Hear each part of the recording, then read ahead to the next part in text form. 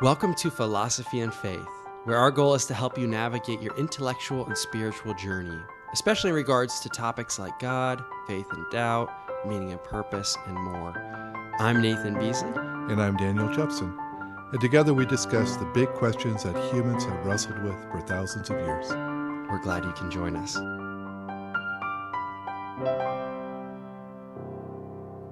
All right. Welcome back to Philosophy and Faith. I'm here with Daniel Jepson. Daniel, good morning. How are you? Good morning. You sound like a cheesy 70s radio DJ right now. Excited to talk about Parmenides and idealism. Yeah. Parmenides and the beginning of idealism.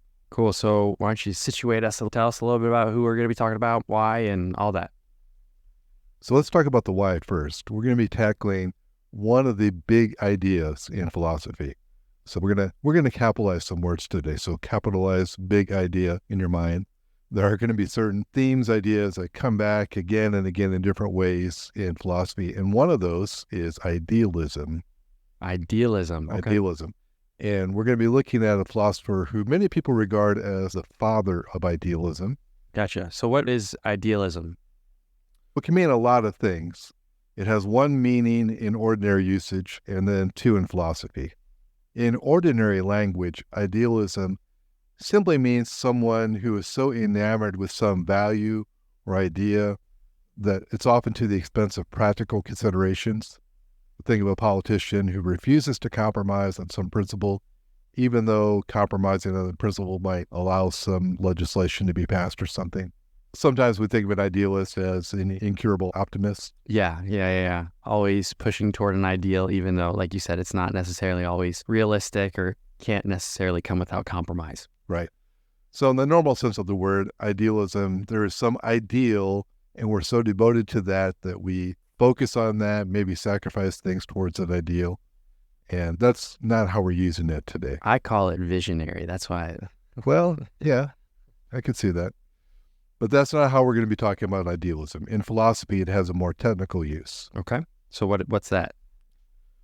In philosophy, it has two different uses. I'm going to say one is idealism with a small I, and one is idealism with a capital I. And the first of these, idealism with a small I, mainly means to emphasize ideas and concepts rather than material objects or physical sensations in trying to understand reality. So it's mainly where you're focusing on. You're focusing on ideas or concepts. That's one meaning of the word idealism. But the second thing it could mean, and this is idealism with a capital I, is that you argue that reality is fundamentally mental or spiritual in nature.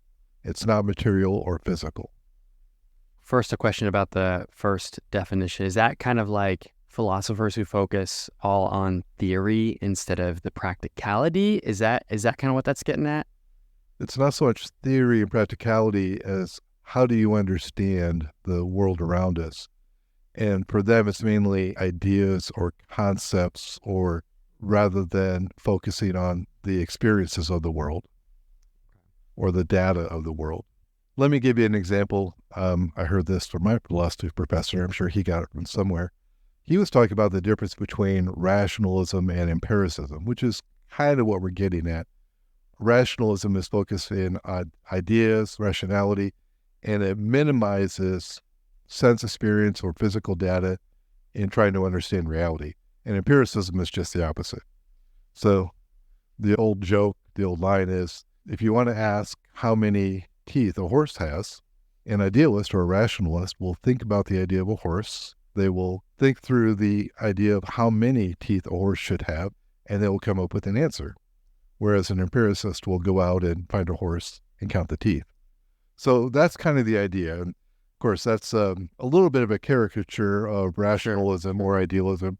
I think the empiricist probably came up with that particular example, but that's kind of where we're going with that. Okay. So, I mean, I can see how both can be helpful, but the idealists are going to really, really focus on the, I don't even know what word to use other than ideal. Yeah, just think of idea instead of actual physical thing. Gotcha. The second one you said is a technical term that means people who view reality as fundamentally mental or spiritual in nature instead of material and physical. Right. Probably the clearest example of this would be George Berkeley. He was an English philosopher in the 18th century, and he argued that the material world simply does not exist. All things are simply thoughts in the mind of God. And maybe you can think of the Matrix example. I thought of that as I was reading this. Yeah. Okay. So kind of the same idea that what we are in is a thought world of God, that it doesn't have an independent reality. It's a simulation. In a sense, but it's more simply the expression of God's thoughts. And that if he stopped thinking of us or something, those things would simply not exist. That's interesting. Yeah, I got all sorts of questions because it just seems bizarre. But then our reality is just kind of a figment of our imagination, which is an expression of God's thoughts or something? Or I don't think he'd say it's a figment of our imagination. Probably he would say it's a projection of our imagination. Huh. Yeah. That's very interesting. Well, you're saying that this kind of thought of idealism is grounded in Parmenides and his philosophy. Well, I'm going to say that it is partly yes. Think of Plato here as probably the best example of a more mainstream idealist. Plato argued that reality is fundamentally ideas, fundamentally concepts. He would call these ideas or forms or sometimes categories, depends on how you want to translate that. That is the ultimate reality. Now, he does not necessarily deny that physical things exist, but they are simply a temporary manifestation of those eternal ideas. What's important are the ideas, the concepts, the spiritual reality in which all those things dwell. What's less important, because it's transitory, because it's derivative, it's secondary, is this physical world that we live in. So that's a more classic understanding of idealism. It makes sense it's more classic because it's not either or. Right. It's kind of a blend, and you can see how the material world is kind of a secondary, but I mean, it just combines both. Right. But that idea that the most reality is the spiritual or the ideas is going to come back again and again in various ways to various degrees in different philosophers. Gotcha. So, yeah, it's a little confusing at this point, but maybe as we go on, it'll draw it into focus a little bit. Yeah, it can be confusing. Hopefully by the end of the episode, maybe a little less so. Yeah. Okay, so Parmenides. Right. He was born towards the close of the 6th century, maybe 510 BC, 515, because we're told that in 450 BC, when he was 65, he conversed with the young Socrates in Athens. Nice. So now we finally have a link to Socrates and Plato. And Socrates was Plato was Socrates' disciple. Right. Socrates was the mentor of Plato, and Plato based a lot of his philosophy upon that. And then Aristotle was mentored by Plato. Yeah. So Socrates is kind of the guy that we talk about pre-Socratic philosophers and post-Socratic philosophers. He's kind of the hinge there. Exactly. Okay, nice. Cool. So we've done some good work with some of the philosophers leading up to Socrates. Yeah, and I think we'll get to him in probably 2 episodes. Okay, cool. All right, so Parmenides lived in Elea, which is a city about 70 miles south of what is now Naples, Italy. And so he and his followers are sometimes called the Eleatic school. We actually have a poem he wrote. It's about 120 lines of very clumsy Greek verse. In this poem, he does something unusual. He contrasts the path of truth, or the way of truth, with the way of opinion, or the way of belief. And so this path of opinion or belief, this is how things seem from a normal viewpoint. But the way of truth is the revealed truth that he has received and that he is passing on. So he describes this vision in which the daughters of the sun take the poet, him, on a ride in the sky towards the light and reveal the true nature of reality. So you have these 2 ways, the way of truth, which is what he's advocating, which you find by reason alone, and then the way of opinion, or the way of belief. It's not exactly clear why he does this, Why does he give us a way of opinion that seems contrary to the way of truth? Different thoughts on his motive there. But one thing is clear, and that is the profound effect this has. He is the first one to posit that there is a profound difference between the reality we see and sense and experience and the reality that really is. Okay, yeah. The true reality. Yeah. But he's not going to be the last to do so. Far from it, in fact. So this idea that there is a way of thinking about the world, which is a way of belief and opinion, and then there's a way that's deeper, the way of truth. You're going to find that again in Plato, but that's going to be carried on through much philosophy. So there's a reality that is, and then there's how I perceive reality, and there's a distinction between those two, is what you're talking about. Okay.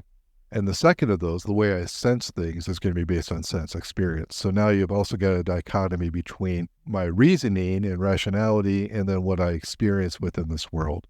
And that dichotomy is going to be very fundamental in philosophy. Okay. So to me, that's probably his most important influence. And then we'll talk in a little bit about why that is. Gotcha. So you've been talking about the way of truth. So what's the main truth in the way of truth? In a sentence, it would be this: nothing changes and nothing moves, either through space or time. Nothing changes and nothing moves, either through space or time. Yeah, that sounds very intuitive, doesn't it? No. It seems as if I change and I move through space and time. It seems that way, but that's not the way of truth. Okay, so break this down for us a little bit. Okay, how does he get there? Well, this is all through human reasoning. So it's revealed, but the way it's revealed, the goddesses say, think through these things. So this is something that's going to come about by human reasoning. And basically what he's going to be doing then is reasoning or arguing about this concept of being or the nature of being. And again, for him, he's going to think of being, especially with the capital B, that there is one being. And when we think about the category of being as a whole, he asks, what do we mean by this? For him, being is, and non-being is not. So there cannot be a category of things which exist and another category of things which are not.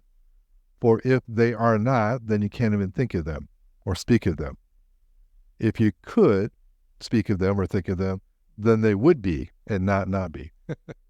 And by the way, nothing comes to be either. For if anything comes to be, then it comes out of either being or non-being. But if it comes out of being, then it already is, in which case it doesn't come to be. If it comes out of non-being, then it is nothing, since out of nothing comes nothing. So becoming then is an illusion. You can't become, you can't change. There's no way for something to be something that it's not or to change into something that it's not. Being simply is, and being is one, since plurality is also an illusion. Okay, so makes sense, huh? Let me see if I can try to summarize, because I'm processing through this for the first time, like everyone else probably. Yeah. You have two foundational categories. Mm-hmm. One is existing, and the other is not existing. Yes. And he says you can't go from not existing to existing because something doesn't come from nothing. Yeah, that's part of it. And then if you exist, you just exist. Like that's just the category. There's no change in that. So fundamentally, if it's in the non-existence category, it just doesn't exist. You can't think about it. It's nothing. Exactly. It's not going anywhere. It's not doing anything because it isn't anything. Right. But in the other category, you've got the just what is, and that just is. It is what it is. Yeah, it is what it is. It is. Yeah. Being is. Yeah. Whatever's non-being is not. There's just a very, like if it's in that second category of existing or being or is-ing, it's not changing. Think of a leaf that we would say in the autumn changes from green to red. He would say you can't do that because where would the red come from unless it was already red there? So you can't, there's no room in his thought for something to change from one thing to another because it would already have to be that thing or in that thing to change. So that change from green to red is an illusion. It's not really a change. Exactly. That makes sense because I mean, from the perception, the the seed turns into something else, to a tree or whatever. Right. But he's saying that, no, the tree has always been there. Yeah. It's just, it just is. It's in a seed. It's always been there. I don't know. This is another one of those categories where it's like you don't even have the language to really process. In one sense is that he's kind of playing a game with language here a little bit. But the tree can't come from nothing because something can't come from nothing. So where does the tree come from? Well, it has to come from the seed, which has always been there. It just is. So it's almost like what is, I don't even know. I don't even have the language to use it. I want to talk about like potential, but that doesn't even really make sense here. Yeah, it's funny. Aristotle will talk about potentiality as one of the factors of change, and he'll give a pretty good explanation for change, partly as a response to Parmenides. So you're anticipating that. Nice. Yeah, I mean, it makes sense. It's like, well, from our experience, how does that green turn into a red leaf? But yeah. Right. And so we could go into a lot of detail about why, again, the technical arguments for why he thinks things don't change.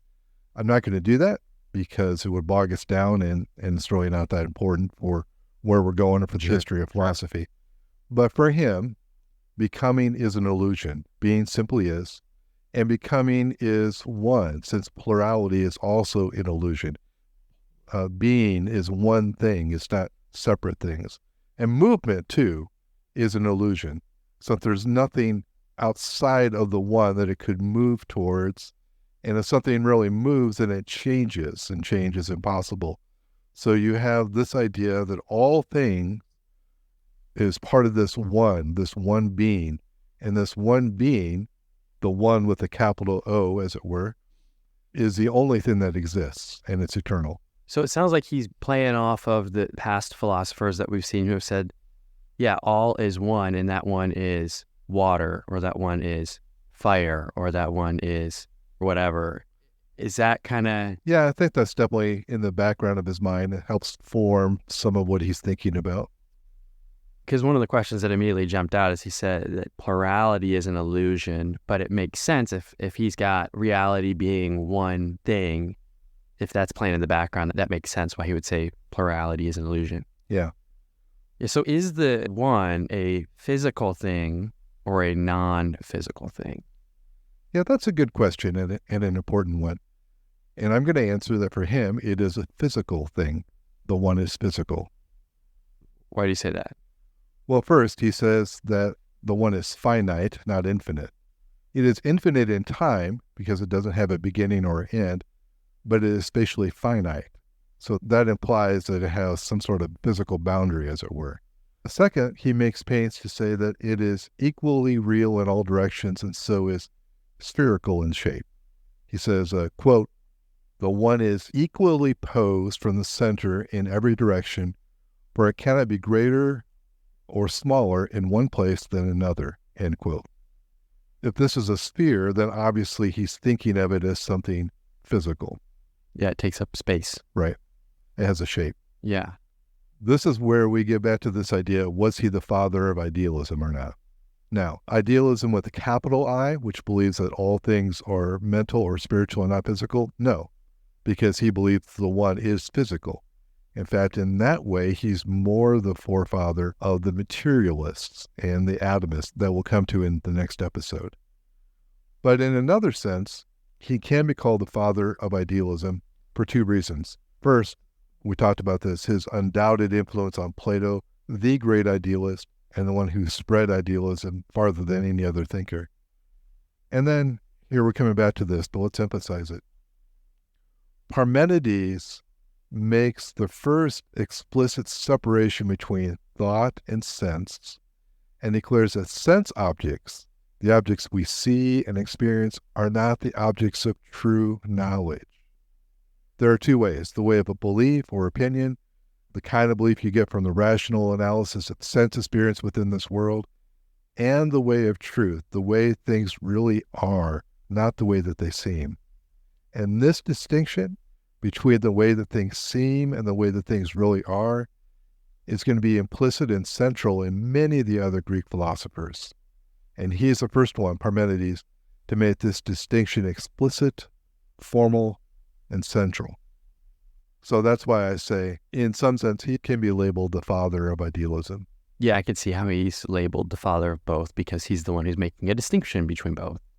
Okay, now that we have a little bit of an understanding of some of his thoughts, the two ways, the way of truth and the way of belief, let's maybe evaluate that a little bit. All right, so let's look at some evaluation as we begin to wrap up. One thing I'm trying to do is ask two questions again and again of these philosophers.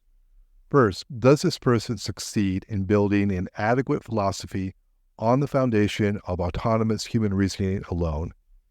And the second, is his viewpoint internally coherent? So does that make sense? Yeah, for sure. We've been asking those questions throughout this whole thing, it seems. Right. And we talk about the livability, but I mean, as an early philosopher, he's probably not dipping too much into ethics, at least the way that later philosophers are going to build upon it. So I like that you're framing it around those two questions first and foremost. Well, let's take the two questions that you're asking about whether or not we're building an adequate philosophy on the foundation of autonomous human reasoning alone, and then we'll look at the internally coherent question. Let's do the second of those first, actually. Oh, okay, sure. I think it will help answer the first one. Sounds good. So is the viewpoint internally coherent? I think no. Okay. So Parmenides is making a claim about the truth of ultimate reality, a claim based upon his own human reasoning and appealing to our human reasoning. But surely our human reasoning is marked by change, isn't it? I mean, how can we think at all unless we advance from less adequate to more adequate ideas? And yet Parmenides dismisses the idea of change altogether. Now, perhaps someone could say, well, yeah, but he's talking about physical change, not mental. Point taken, but then if everything is part of the one being, and the one being is both unchanging and physical, then how could we ever account for legitimate change of only a mental kind? So I don't see how Parmenides could give an adequate answer to that on the basis of his own worldview. Does that make sense? I know it's a little bit abstract. It's a little bit abstract. Well, okay, so I guess we could just ask the question, if all things are one, and the one is physical and unchanging, then how does my mind fit into that scheme? Is it simply part of the one and unchanging, or is it separate from the one?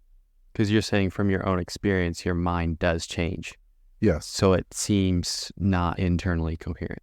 Well, it has to change in at least one sense. If I'm to adopt this viewpoint that he is advocating instead of a different one, then there's a change in my mind. But wouldn't he be saying that that has been there all along, just like the red in the leaf has been there all along? Ooh, I don't know. Maybe he would. I mean, the potential for change has always existed. I think the hard thing for me is like our experience is just to change. Our experience is changing. And so it does seem, I don't know if it seems internally and philosophically, logically incoherent, but the truth that he's saying is true does seem to differ from my opinion or my sense of that truth, which is his whole point. So yes, and I'll come back to that. Okay. Going back to the idea you mentioned, though, would he regard the change in our mind as a delusion as well, because it's already one thing? Maybe, but then if that's the case, then how do I know that my present idea is not a delusion also, but there's something else it should move to? Yeah. So again, yeah, that's a good point. How does my mind relate to the one, and how can I have adequate basis for believing I should adopt this viewpoint? Apart from that, I think it's really problematic. I don't see how it can give a good answer to that. Yeah, see, that's a good question. I could see that point even feeling self-defeating. And if the one is all that there is, the only thing that exists, and is physical, then what about my mind? Are my ideas physical? Then certainly there is physical movement from one thing to another, which he denies. So I think any sort of idealist philosophy seems to me, as an untrained lay philosopher, seems difficult to defend. Yeah, it does. I mean, there are aspects of it that I think certainly feel right. Like, yeah, there can be a difference between the truth and my opinions. Like, I get that. But to say that there is no movement, there is no change, there is no plurality, those things just feel totally different to my experience. Yeah, I get that. And that's not really a logical argument. You know what I mean? I think it was Dr. Johnson, Samuel Johnson, who, when hearing about Berkeley's philosophy, that physical things don't exist, he kicked a stone with his foot and said, "I refute it thusly." Yeah. In other words, my experience is, hey, there's a physical stone here. Yeah. Yeah. So anyway, and of course, Berkeley would say, no, you're missing the whole point. So there's certainly a disconnect between there. Mm-hmm. But your point isn't to unpack idealism right now. We just want to explore Parmenides and see how he kind of laid the groundwork for, especially Plato, in this, and talk about whether or not it's internally coherent. And your point is that it's hard from human reasoning alone to understand whether or not the interaction between our minds and the one. Right. As I see it, at least, if his way of truth is actually true, it undermines the idea of finding the truth about it or anything else. Yeah. I could be wrong, but that's my evaluation. Okay. Gotcha. That brings us back to the first question. Does he succeed in building an adequate philosophy based on human reasoning alone? And again, I would say no. I would say no. Not only because his philosophy is internally consistent, but because of that, it's not rational. And furthermore, his philosophy requires us to deny a fundamental fact that we experience daily, that things change, and that's just what you were talking about. Yeah. So that's a problem. And then lastly, he gives no adequate reason why the one exists at all. It is eternal. It never comes into being. It simply is. It's a brute fact. But our minds, or at least our philosophies, want to go beyond that. They want to ask not only what is, but why it is, what it means. And Parmenides gives no answer to that. And indeed, I can't think of an answer that really could be possible based on his ontology. And that's, by the way, why he gives us no guidance at all in the area of ethics. Gotcha. So you don't get an ought from an is. Exactly. I think that's a good point there, that we want that. Why? Yeah. I think any thoroughly materialistic explanation of reality is going to have this same issue. Mm-hmm. Our minds don't seem content with just saying it simply is. And yet, if matter is the only thing that exists, I don't know that you could ever get beyond just saying it simply is. There is no reason. Yeah. There is no meaning. That's only my take. I could be wrong. But I don't find that he gives an adequate explanation for reality on his premises alone or by human reasoning alone. But he is a very interesting stepping stone to the great idealistic and systematic philosophy of Plato, and in an interesting way also to the materialist philosophies that we'll talk about next time, the atomists. Cool. Well, anything else you want to talk about before wrapping it up? I think we're good. Cool. Well, thank you so much. Appreciate it. Bye. Thanks so much for listening. If you like what you hear, click follow or subscribe depending on your platform. Check the notification bell so you're up to date with new episodes and leave us a review. Until next time.